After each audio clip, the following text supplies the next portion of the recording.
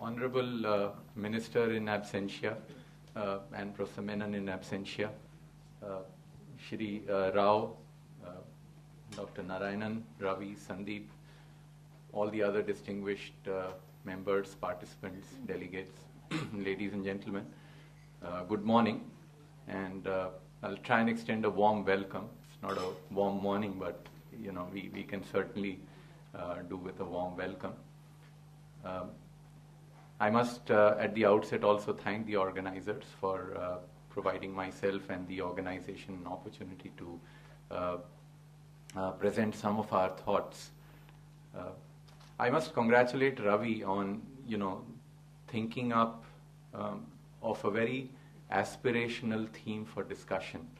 I have seen a lot of these faces which are right now in the audience at several other forums in different e-governance conferences, where a lot of discussions have happened around urban reforms, cities, municipalities, and most of them have focused around citizen services and very little on urban development. And this is probably the first time I'm seeing a very aspirational theme behind what CSDMS and Ravi has put up. And in fact, that was one of the key reasons when when we are trying to support an event, we also try and do some of our own justifications and rationalization of our association. And that was one of the key things that we looked at, that here is an aspirational discussions, and we as an organization want to be a part of that aspiration of becoming smart cities, and how we could help the country in that aspiration in our own limited way, which is primarily from an ICT perspective. Now, having said that, what comes to my mind, this is the year of Commonwealth Games. All of us know that. And, you have seen a lot of controversies, you've seen a lot of euphoria, you've seen a lot of exasperation, you've seen officials coming and feeling satisfied about the goings-on. Still, there is a lot of paranoia about whether we are going to achieve the milestones, whether the construction is going to be completed, etc., etc. It's all about how we have planned, what we have done, and what we are able to, what we are going to be able to deliver.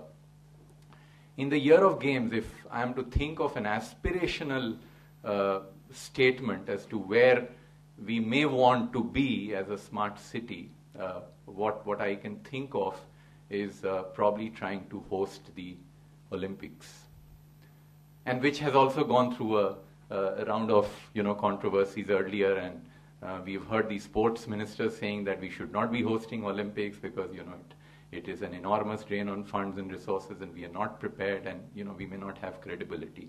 Now, I don't intend getting into any of those controversies, but I just want to draw out a few characteristics and a few things that happen in this entire process. The Olympics of 2016 has already been awarded, as most of you would know. Rio is going to host. They won against Chicago and Madrid and a couple of other cities. And Olympics is going to be hosted in 2016 at Rio. So what's really open as a choice, if at all, for the country, is the 2020 Olympics, okay, which is very clearly 10 years away. Beijing did the Olympics in 2008, as most of you are aware of. The last Olympics was Beijing, China. So that itself tells us a difference of about 12 odd years between China and India in terms of where smart cities are likely to be, irrespective of the controversies which could be there around Beijing Olympics and so on.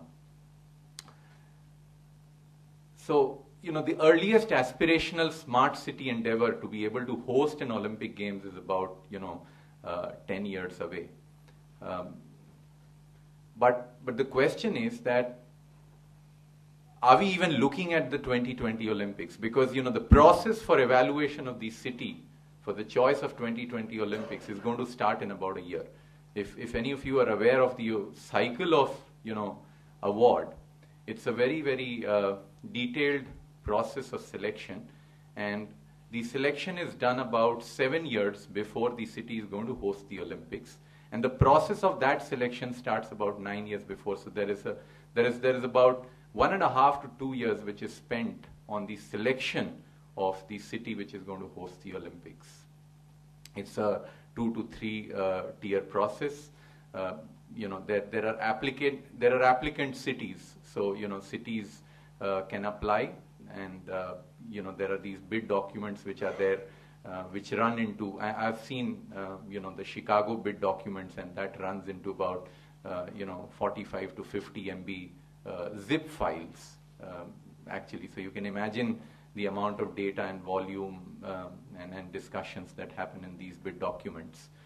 So there are these applicant cities out of which the International Olympic Committee selects the eligible cities to go forward in the selection process.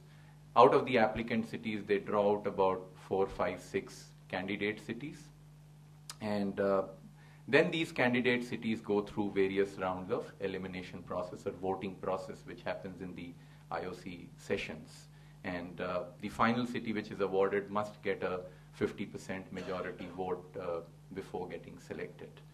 It's a very, very elaborate and a complex process, and obviously everything about city being smart goes into that evaluation process.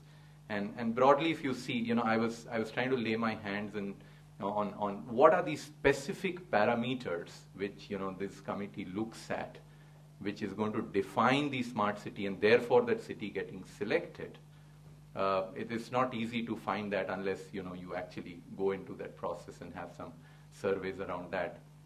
But if you look at the Olympics Charter, which basically guides that selection, it talks about infrastructure, and of course infrastructure is all inclusive across every area. It talks about stability.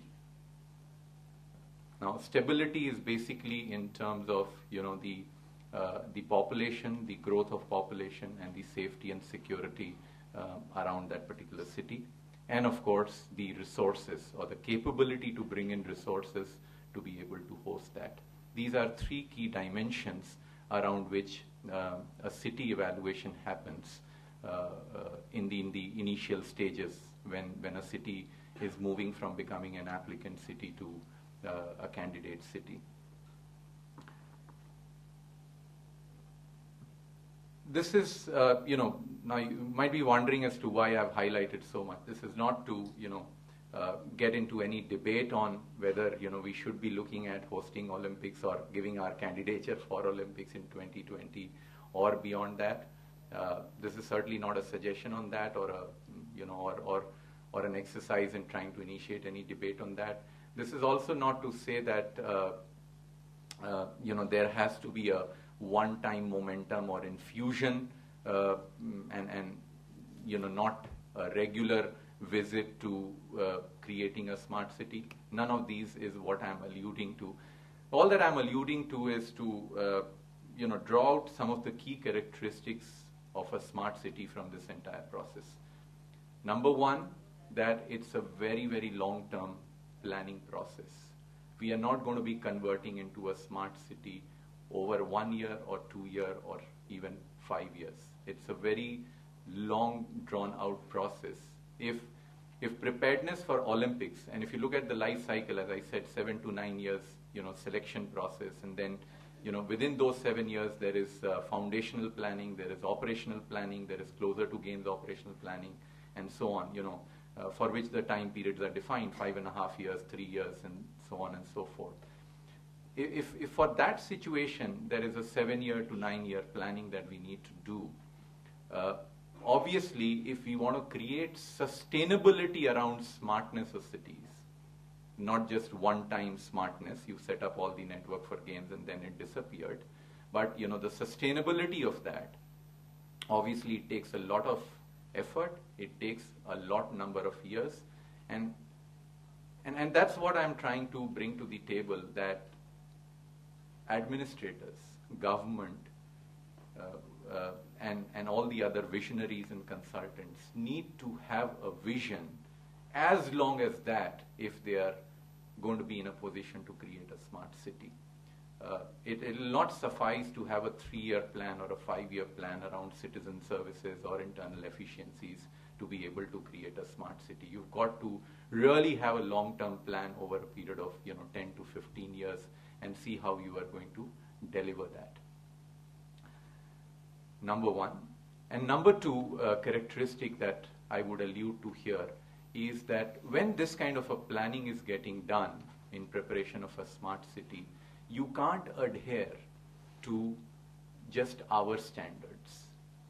This is not to say that we do not understand the realities of the country.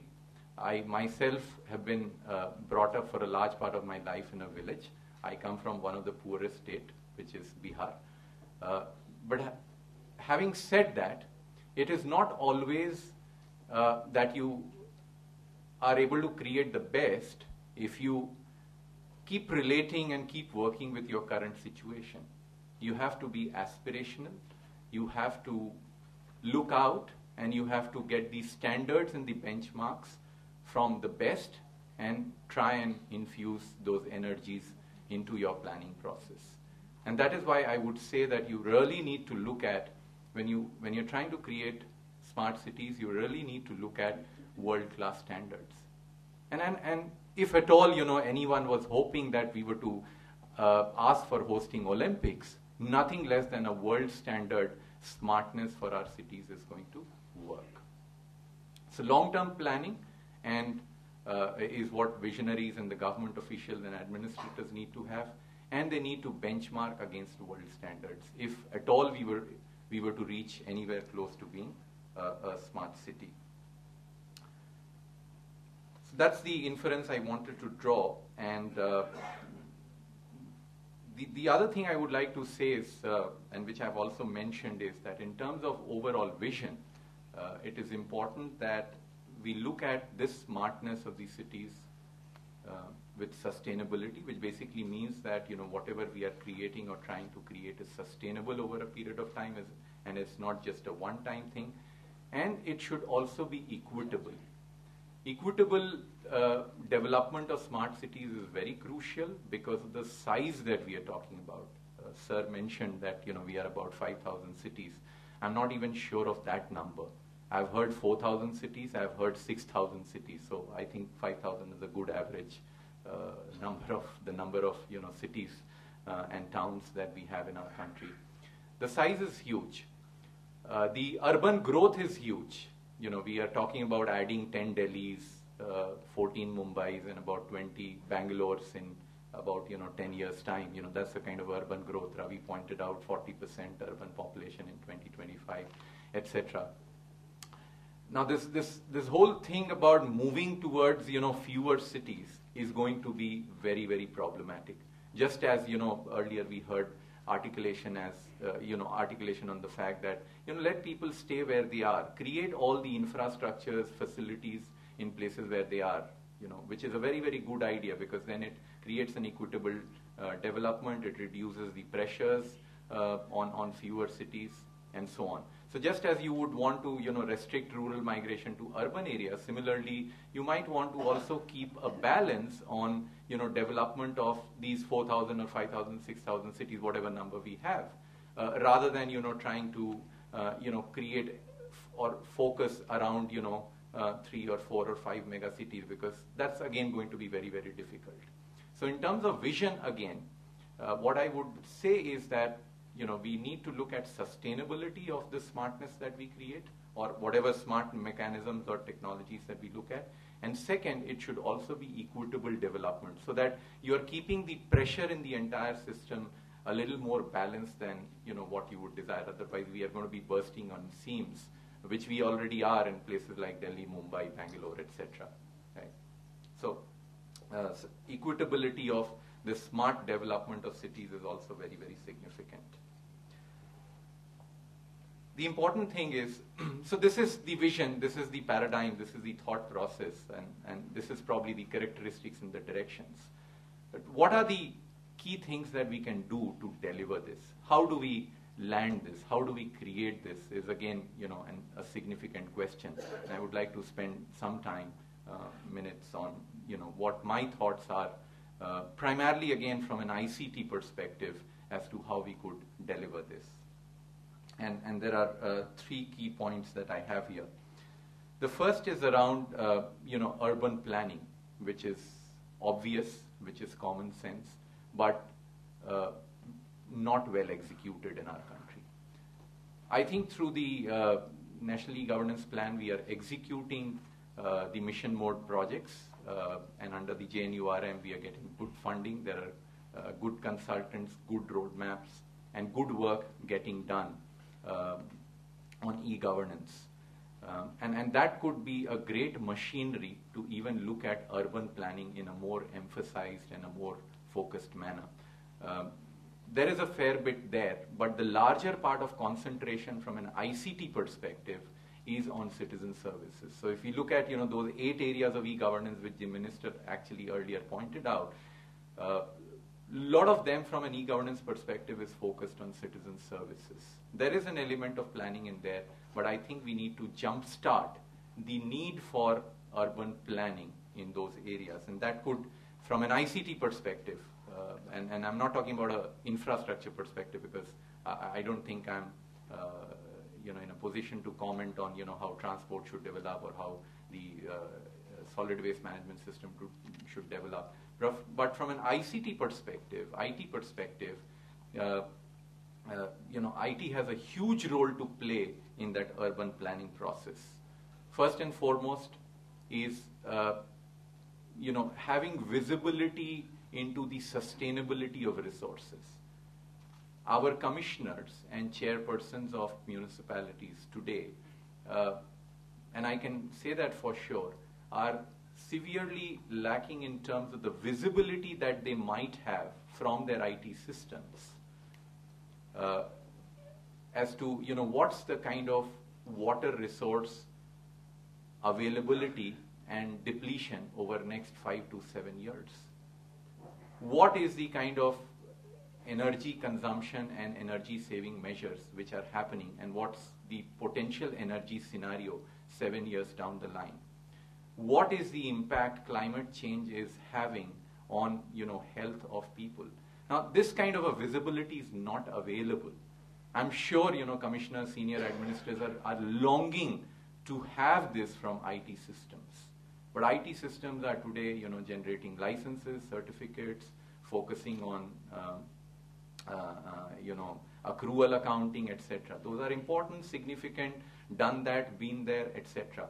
But for becoming a smart city and taking an IT help for urban planning, you need to create these sustainability dashboards.